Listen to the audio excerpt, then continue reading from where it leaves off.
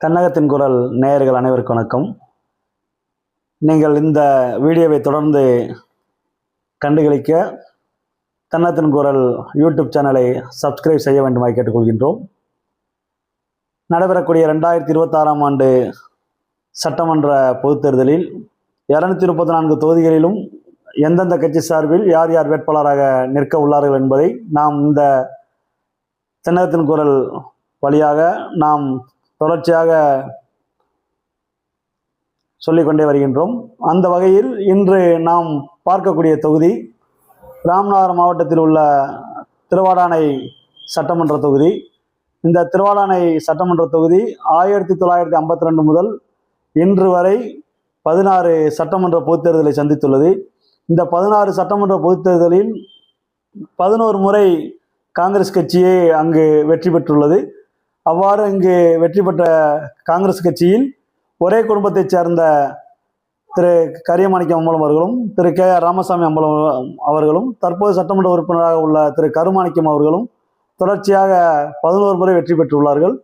இந்த தொகுதியில் 2 முறை திராவிட முன்னேற்ற கழகமும் 2 முறை அண்ணா திராவிட முன்னேற்ற கழகமும் இந்த தொகுதியில் வெற்றி பெற்றுள்ளது.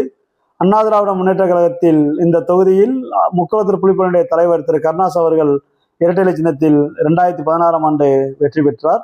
அந்த வகையில் 2021ஆம் ஆண்டு அந்த தொகுதியில் மீண்டும் காங்கிரஸ் கட்சி சார்பில் திரு கருமாணிக்கம் அவர்கள் வெற்றி பெற்று தற்பொழுது சட்டமன்ற உறுப்பினராக உள்ளார். அந்த தொகுதி தற்பொழுது மீண்டும் காங்கிரஸ் கட்சிக்கே திராவிட முன்னேற்ற கழக கூட்டணியில் கிடைப்பதற்கு அதிக வாய்ப்புகள் உள்ளது.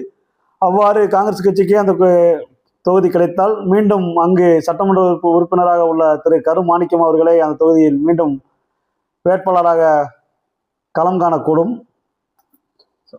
அந்த தொகுதி மீண்டும் திராவிட முன்னேற்ற கழகம் போட்டியிடுவதாக இருந்தால் அந்த தொகுதியில் முன்னாள் சட்டப்பேரவை உறுப்பினர்